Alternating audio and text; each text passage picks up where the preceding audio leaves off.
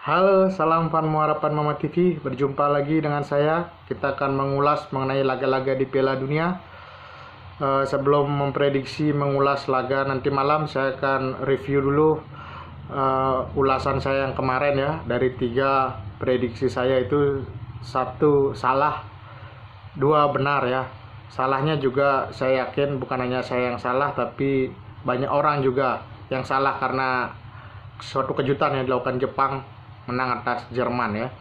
Itu menurut saya adalah kesalahan Jerman, bagaimana dia tidak bisa killing the game. Setelah unggul 1-0, banyak membuang peluang dari Musiala, dari Gnabry ya, dari Gundogan. Akhirnya Jepang dapat angin sehingga dapat kesempatan menyamakan kedudukan dan akhirnya bisa berbalik unggul 2-1. Selamat untuk Jepang. Dan 2 pertandingan kemarin juga Spanyol saya prediksi bahkan akan menang besar. Seperti di laga terakhir sempat menang 5-0 dengan Costa Rica, terbukti Spanyol menang 7-0.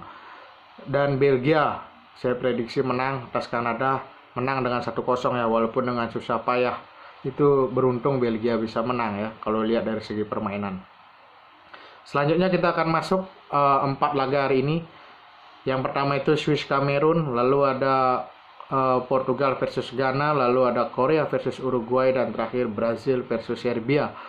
Saya akan coba mengulas laga Swiss versus Kamerun ya. Kita ketahui Swiss dihuni oleh Granit Xhaka, ada juga Embolo. Di sana juga Swiss ada Xherdan Shaqiri ya, bintang-bintang Swiss. Saat kita ingat Swiss, kita akan ingat Italia disingkirkan oleh Swiss ya di kualifikasi, sehingga Italia jadi runner up lalu kalah dari Macedonia Utara. Berarti Swiss bukan tim sembarangan ya. Bahkan kalau kita lihat di sepanjang Piala Dunia, 3 Piala Dunia terakhir, Swiss di laga awal selalu tampil bagus ya. 2010 menang atas Spanyol 1-0, 2014 menang atas Ekuador, dan di 2018 berhasil menahan tim nasional Brasil 1-1. Swiss bagus di laga awal biasanya jika Piala Dunia. Sedangkan kalau Kamerun ya, 7 laga terakhirnya di Piala Dunia ke-7-7-nya kalah. Makanya Kamerun kalau di Piala Dunia ini sering dijadikan lumbung poin untuk pesaingnya di grup ya. Sekarang Kamerun datang dengan Choupo-Moting yang lagi bagus-bagusnya bersama Munchen, mencetak 10 gol dari 9 pertandingan. Ada juga Anguissa ya, lini tengahnya diisi oleh Anguissa, pemain yang pilar Napoli, sehingga Napoli bisa tampil bagus memuncaki Serie A, berhasil lolos 16 besar Liga Champions. Untuk laga kali ini ya, dari 5 laga Swiss ya, Swiss itu 3 kali menang, 1 kali seri, dan 1 kali kalah. Kekalahan terakhir Swiss itu dari Spanyol 1-0 pada saat itu. Sedangkan Kamerun juga tidak bagus-bagus amat ya. 5 pertandingan terakhir itu kalah 2 kali, seri 2 kali, dan menang 1 kali, itu dengan Burundi. Tapi saya melihat laga ini akan ketat ya. Kenapa akan ketat? Satu, kalau di sebelum-sebelumnya di laga pertama Swiss kan ketemunya tim yang berat ya, sehingga dia jadi underdog pada saat lawan Spanyol, lawan Brasil. Sekarang lawan Kamerun, Swiss otomatis akan lebih berusaha mendominasi dan Kamerun akan bertahan. Ingat juga ya, jika partai ini jadi laga paling awal ya, mungkin di Qatar sekarang masih sore, bahkan masih agak-agak siang ya. Ada faktor cuaca yang akan mempengaruhi di sini. Bagaimana tim-tim Afrika lebih terbiasa bermain di cuaca yang panas, sedangkan Swiss di Eropa kan biasa dingin ya. Itu juga akan jadi penghalang. Tapi saya sedikit mengeluhkan Swiss, tapi laga ini saya melihat akan lebih condong draw antara Swiss dan Kamerun. Lalu saya masuk ke laga kedua, itu ada laga Uruguay versus Korea Selatan ya. Kita ketahui Uruguay dihuni Darwin Núñez, Bentancur ya, Jose Gimenez di belakang, dan masih ada nama-nama Luis Suarez di sana ya, dan Valverde yang lagi bagus-bagusnya bersama Real Madrid. Uruguay ini ya, dari 7 pertandingan dia hanya kalah 1 kali ya, dan hebatnya clean sheet 6 kali.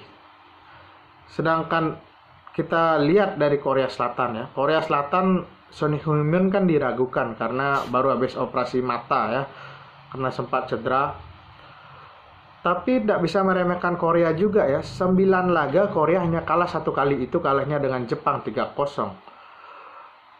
Dan kita lihat juga bagaimana tim-tim Asia ini sudah bisa merepotkan tim Amerika Latin ya. Terbukti Argentina juga kalah dari Arab Saudi. Tapi itu kita kan tidak bisa menyamakan ya. Tapi kita lihat tim Asia sudah bisa mulai mengimbangi permainan Amerika Latin.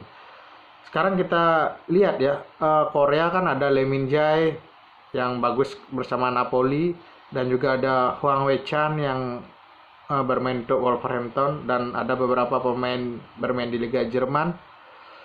Saya lihat jika dari rekor pertemuan, 5 pertemuan antara Uruguay dan Korea ini 4 kali dimenangkan Uruguay, 1 kali dimenangkan oleh Korea.